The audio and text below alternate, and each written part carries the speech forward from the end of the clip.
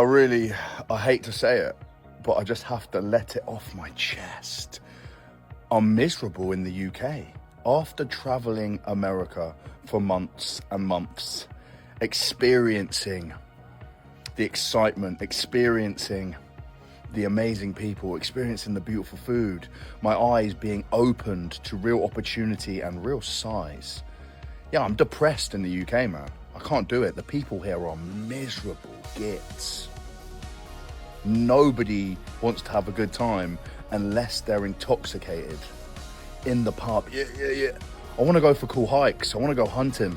I want to go and see some really cool stuff. I want to go to a rodeo and watch a bull hit a man.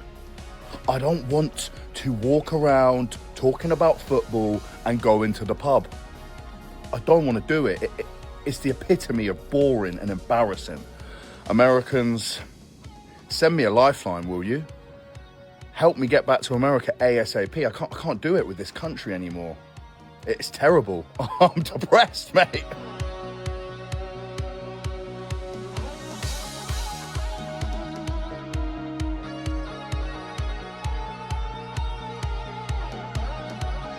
For years and years, Brits have said that we have it worse than America with the heat. The World Cup is about to settle that argument once and for all, and I am so here for it. I'm so excited to see their reaction. England fans are about to find out that our heat waves are nothing compared to America. England's first World Cup game is in Texas, and every year when we have a heat wave, when it turns 30 degrees Celsius, which is 86 Fahrenheit, we complain and we say that we have it worse than Americans because we don't have AC, the humidity is unbearable, and the way our houses are built. But now, all of these English fans are about to spend weeks in Texas in the summer, so they are actually going to experience Texas heat.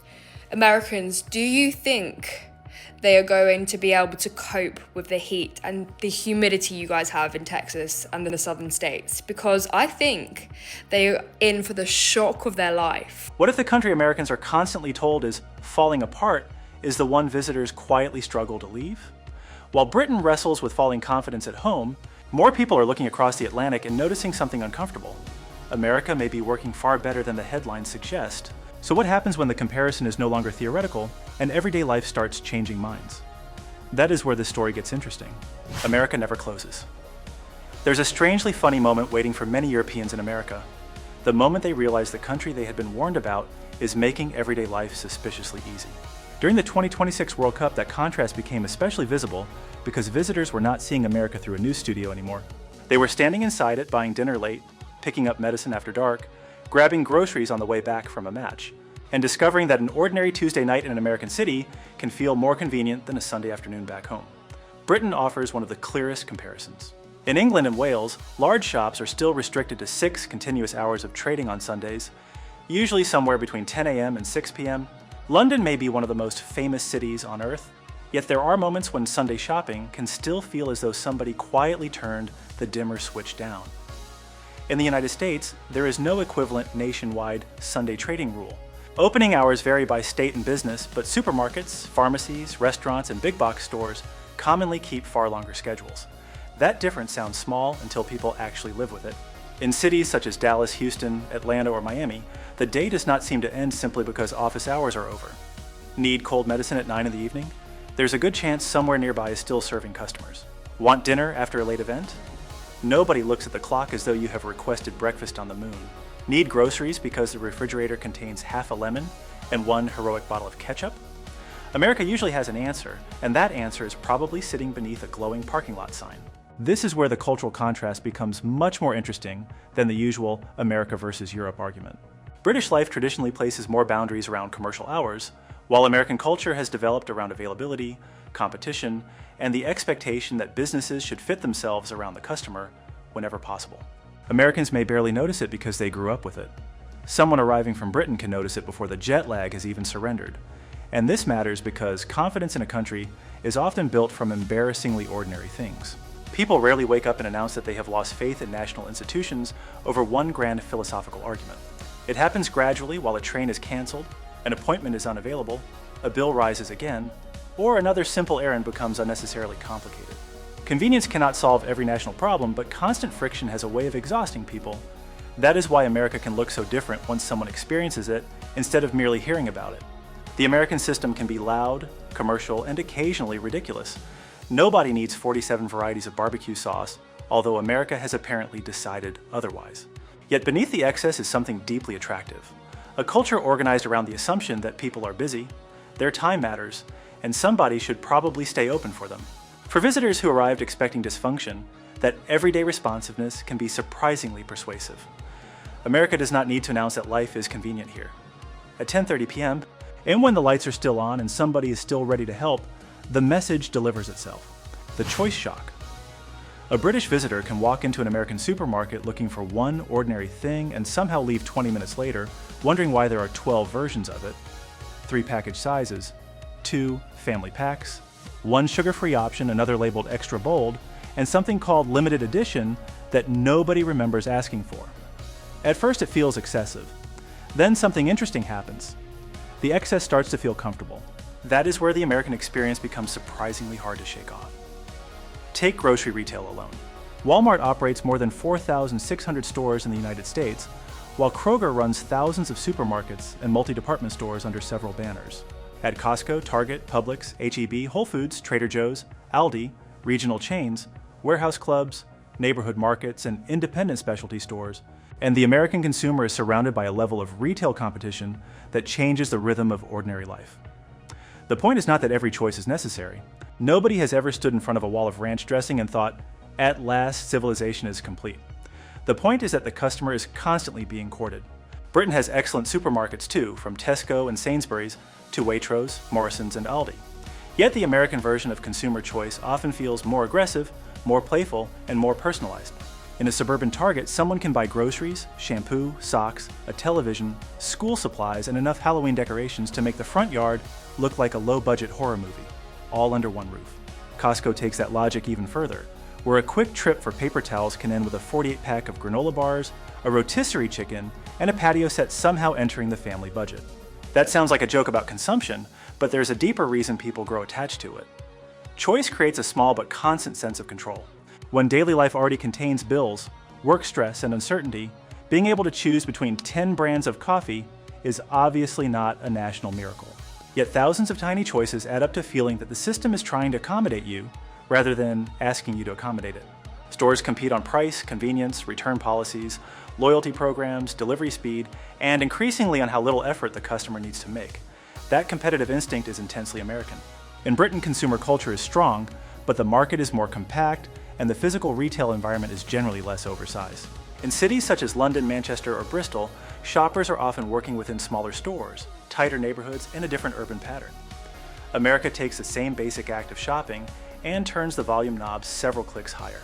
The funny part is that Europeans often arrive prepared to mock the abundance. Then they begin developing preferences. They discover the exact cereal they like, the coffee creamer they did not know existed, the absurdly specific snack flavor they suddenly cannot stop buying, or the store where returning something feels less like filing a legal appeal and more like handing it back. That is when too much choice quietly becomes, why doesn't home have this? The attraction is not really the giant aisle or the oversized cart. It is the feeling underneath them.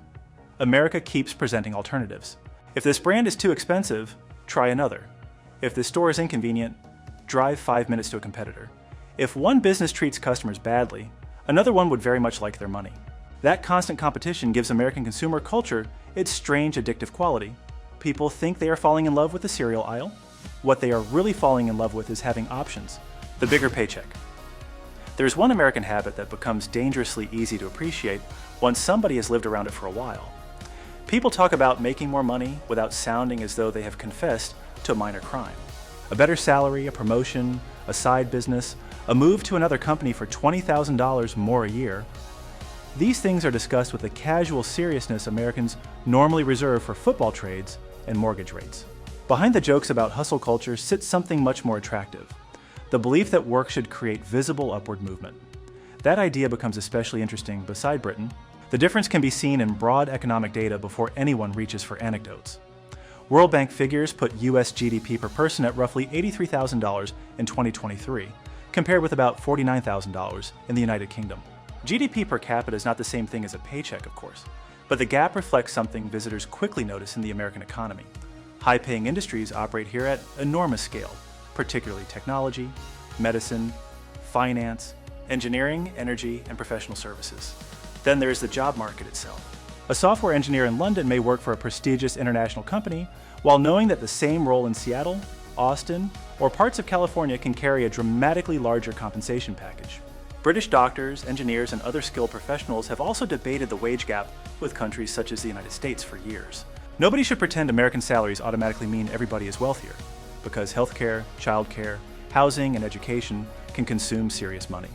What makes America compelling is the size of the ceiling. Britain still offers excellent careers in some of the world's most important companies. London remains one of the great financial centers on Earth. Yet British public discussion increasingly contains a frustrating phrase: wage stagnation. According to the Resolution Foundation, real wage growth in Britain was exceptionally weak during the period following the 2008 financial crisis, creating what the organization has repeatedly described as an extraordinary stretch of poor income growth. That changes the mood of everyday life. When promotion brings a modest increase while rent, food, and energy absorb it almost immediately, ambition starts feeling like running on a treadmill. Somebody keeps speeding up. America certainly has treadmills of its own, but it also keeps putting ladders beside them. Change companies, change industries, negotiate, relocate, start something, fail, try again, and perhaps make significantly more the second time. That restless mobility is deeply embedded in American culture. It even changes how people speak about success. In Britain, talking openly about money can still carry a faint social awkwardness. Americans are considerably more comfortable asking what a job pays and whether another employer will beat the offer. A salary negotiation here can resemble buying a pickup truck in Texas. Everybody knows there's a sticker price, and nobody seriously expects that to be the end of the conversation. For Europeans arriving during a huge international event, such as the 2026 World Cup, the visible abundance is easy to notice first. What takes longer to understand is the engine underneath it. America rewards economic movement unusually aggressively, and that possibility can become addictive because it makes the future feel negotiable. The attraction is not simply earning more dollars. It is living somewhere that keeps whispering, quite convincingly, that the next paycheck does not have to look like the last one. The gas station, revelation, nothing exposes the difference between Britain and America quite like a fuel pump. A British driver can watch the numbers climb so quickly that filling the tank begins to resemble bidding at an auction, while an American may complain about gasoline prices with the confidence of someone who has never had to convert warm dollars. 45 per liter into dollars per gallon. Do that calculation once, and suddenly the American gas station starts looking less like a necessary expense and more like a small economic privilege hiding beside the beef jerky. This difference is not imaginary. Britain has long taxed road fuel far more heavily than the United States. The UK's fuel duty on gasoline has stood at 52, 95 pence per litre in recent years, and that is then charged at 20% on the final retail price. In America, the federal gasoline tax has remained 18.4 cents per gallon since 1993, with individual states adding their own taxes. The final prices move constantly with crude oil markets and local conditions, but the structural gap is obvious. British drivers begin every fill-up carrying a much heavier tax burden. That changes more than the receipt. When fuel is routinely expensive, people naturally calculate journeys differently. A weekend drive becomes something to budget for. Commuting farther for a better job can lose some of its appeal. Visiting family 2 hours away is still perfectly normal, but the cost sits quietly in the passenger seat like an additional relative nobody remembers inviting. American driving culture grows from a very different financial environment. A tank of gasoline can still hurt, especially during price spikes, but historically cheaper fuel makes spontaneous mobility easier to maintain.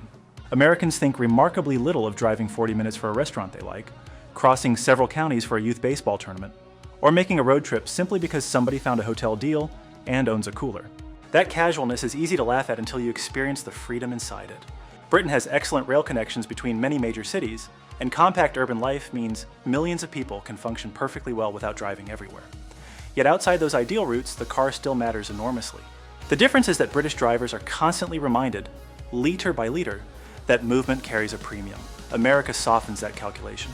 A cheap fill-up cannot fix an economy, and Americans certainly have their own transportation expenses, from insurance to car payments and repairs. Still, fuel prices reveal a larger cultural distinction that outsiders often miss. American systems have historically treated personal mobility as something worth keeping relatively affordable, partly because the country's economy has grown around millions of people moving constantly for work, shopping, family, and recreation. That creates a peculiar kind of abundance which rarely appears in headlines. The freedom is found in saying, "we could go," and realizing the answer does not immediately require a spreadsheet. It also explains why American gas stations themselves feel different. Many have evolved into miniature convenience kingdoms where someone can refuel the car, grab coffee, buy dinner, pick up ice, find medicine, and somehow leave carrying a fountain drink the approximate volume of a household aquarium.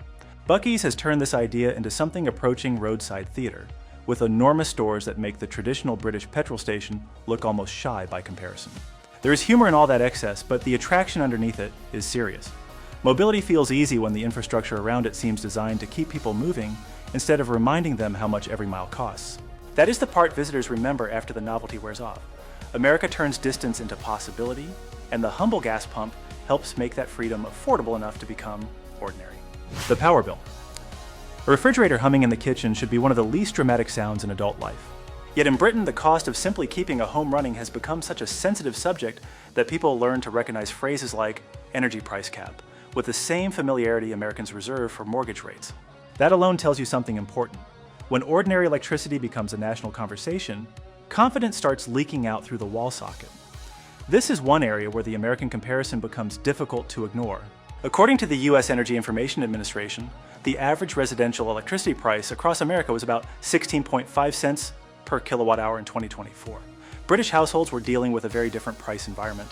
Under Ofgem's price cap for October through December 2024, the typical electricity unit rate was roughly 24.5 pence per kilowatt hour before the daily standing charge was even added. Exchange rates move, billing systems differ, and nobody should pretend the comparison is perfectly identical, but the basic picture remains clear. Household power has generally been substantially more expensive in Britain. The interesting part is what that does to behavior. When electricity costs enough to become something people actively think about, the house starts developing rules. Someone notices how long the oven has been running. The tumble dryer suddenly acquires the reputation of a Vegas slot machine. Heating an extra room feels less like comfort and more like opening a tiny financial negotiation with the utility company. Americans complain about electricity bills too, especially during periods of heavy seasonal demand, but there is often a very different relationship with energy consumption. Everyday appliances are expected to work when needed, washing and drying clothes is routine, and running multiple household devices rarely feels like an event requiring a family budget meeting. That sounds almost boring, which is precisely why it matters. Prosperity is easiest to appreciate when basic comforts become so ordinary that nobody discusses them. Reliable, relatively affordable energy sits underneath almost everything people associate with modern American life.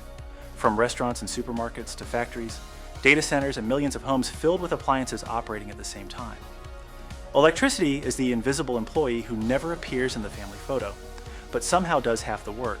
Britain's problem is especially frustrating because the country once built much of the industrial world that modern energy systems grew from. Today, Britain still possesses advanced infrastructure and substantial energy resources, including major offshore wind capacity and North Sea production. Yet British households were hit particularly hard by the European energy shock following Russia's invasion of Ukraine because wholesale gas prices surged across a market heavily dependent on natural gas for both heating and electricity generation. The United States entered the same global crisis with a very different advantage: enormous domestic natural gas production. According to the EIA, America has been the world's largest producer of natural gas since 2009. That abundance does not make the country immune to price spikes, but it gives American households and industry a powerful layer of energy security that is easy to overlook until you compare the monthly bills. This is why some of America's greatest strengths can feel almost invisible to Americans themselves. Nobody wakes up feeling patriotic because the clothes dryer finished a cycle without causing financial anxiety. Yet to someone accustomed to watching household energy costs much more carefully, that ordinary freedom can feel surprisingly luxurious. The American advantage here is not flashy, and it does not need fireworks. Sometimes prosperity sounds exactly like a refrigerator, humming in the background while nobody in the house worries about it. The tax surprise. One of the strangest things about living in Britain is how many prices seem reasonable, until the government quietly joins the conversation. Fuel, alcohol, income, property transactions, everyday consumption. The British system does not always shout when it takes its share, but it is rarely far from the room. Americans complain about taxes too, sometimes with enough enthusiasm to make April feel like a national sport, yet the overall burden can look surprisingly different once the numbers are placed side by side. The OECD's tax to GDP figures are useful here because they measure total tax revenue as a share of the economy. In recent years, the United Kingdom has generally sat above the United States by several percentage points. The exact figure moves from year to year, but the pattern is consistent. Britain collects a larger share of national income through taxation than America does. That difference becomes even more noticeable in ordinary consumer life. Britain's standard VAT rate is 20%. In practical terms, that means tax is already baked into a huge range of purchases before the customer even reaches the register. America has no national VAT. Instead, states and local governments impose sales taxes that vary by location, with several states charging no statewide sales tax at all. The American system can be messy, and yes, tourists occasionally discover the famous checkout surprise when the shelf price suddenly grows a little at the register. But even with that annoyance, the underlying structure often leaves a much smaller tax layer on everyday consumption than Britain's 20% VAT. Now take income tax. British workers pay income tax plus national insurance, while American workers face federal income tax, payroll taxes, and depending on where they live, state and local income taxes. There are plenty of situations where a high-earning New Yorker or Californian can face a painful total burden. So this is not a fairy tale where every American keeps nearly everything they earn. What makes America different is the range. Texas, Florida, Tennessee, and several other states levy no individual state income tax. That creates a kind of internal economic choice that Britain simply does not have. Someone can move from California to Texas and suddenly change their tax environment without leaving the country. That is a remarkably American idea. The broader effect is psychological as much as financial. When people believe they can choose between states, tax regimes, and business climates, money feels less locked inside one national system. A worker can relocate. A company can move headquarters. A family can compare property taxes, income taxes, and housing costs before deciding where to settle. In Britain, tax rules are far more centralized, which creates consistency but offers much less room for that kind of domestic competition. And competition changes behavior. American states actively advertise themselves to workers and businesses. Governors boast about low taxes. Cities fight over corporate investment. States compare incentives the way college football programs compare recruiting classes. It can get ridiculous, but underneath the theater is a serious principle. Governments know people, and capital can leave. That pressure matters. It gives American economic life a certain looseness that is hard to appreciate until you come from somewhere more centralized. People do not have to love every tax bill to understand the larger advantage. The system contains exits, alternatives, and places where the rules are different. Britain offers stability and strong public services in return for a heavier tax structure, and millions of people value that trade-off. America offers something else: more room to choose how much government costs depending on where you live. That may sound technical until it affects the amount left in your paycheck. Then suddenly federalism becomes very easy to understand. Service feels personal. A strange thing can happen after a few weeks in America. Being greeted at the door, checked on twice during dinner, handed another drink before asking, and told to have a great night starts feeling completely normal.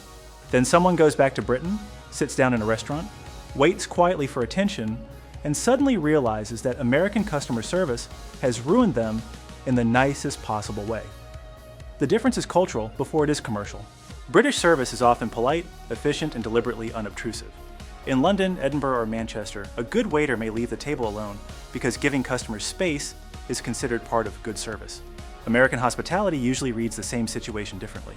Silence can look like neglect, so the server comes back, asks whether everything tastes right, tops up the drink, and somehow notices that the ketchup bottle is approaching retirement before anyone else does. That style did not appear by accident. The United States has one of the world's largest restaurant markets, with National Restaurant Association estimates putting industry sales above $1 trillion annually in recent years. Millions of Americans work in restaurants, bars, and food service, while gratuities remain deeply embedded in the economics of table service. Because tips can depend directly on the customer's experience, attentiveness carries an immediate financial reward. The result is sometimes almost theatrical. An American server can introduce themselves, remember who ordered the burger without onions, produce extra napkins before the barbecue sauce completes its escape plan, and return with drink refills at the exact moment the glass begins looking lonely. To an American diner, this is Tuesday. To someone accustomed to a more reserved European service style, it can feel as though dinner has somehow acquired a support team. Even the humble glass of water tells the story. In many American full-service restaurants, Iced tap water arrives almost automatically and refills commonly follow without an extra charge. Across Britain and much of continental Europe, tap water is certainly available in many establishments, but drinks are usually treated more clearly as individual purchases, while automatic refills remain far less culturally standard. The American cup seems to operate under one basic principle. Apparently, dehydration will not occur on our watch. That tiny detail reveals something much larger about American hospitality. Businesses here are often trained to remove little moments of inconvenience before the customer has time to complain about them. Restaurants ask whether everything is okay. Retail employees offer help. Hotel staff often greet strangers in elevators. Cashiers may ask about someone's day, even when both people know the relationship will last approximately 45 seconds. Europeans sometimes interpret that friendliness as exaggerated because their own cultures draw a firmer line between professional politeness and personal warmth. Americans frequently blur the two, and that blur can become surprisingly pleasant once people stop analyzing it. Of course, nobody needs a waiter performing emotional reconnaissance every 4 minutes, and American tipping culture itself remains heavily debated. The appeal lies somewhere simpler. People become accustomed to feeling noticed. That feeling is dangerously easy to miss once it disappears. Perhaps this is why some visitors who spend enough time in America stop describing the friendliness as fake and start asking a more uncomfortable question about home: when did basic warmth become something unusual? America's great trick is that it turns service into conversation. After enough dinners, coffee runs, and checkout lines, strangers begin making a place feel familiar. And familiarity is usually the first step toward missing somewhere before you have even left. Maybe the biggest surprise is that America does not need to be perfect to be deeply lovable. Sometimes a country wins people over through ordinary things: easier choices, warmer service, stronger opportunity, and the feeling that life still has room to move forward. That is why some visitors arrive ready to criticize America, yet leave quietly missing it. What part of American life would be hardest for you to give up? Tell us below, and subscribe for more stories like this.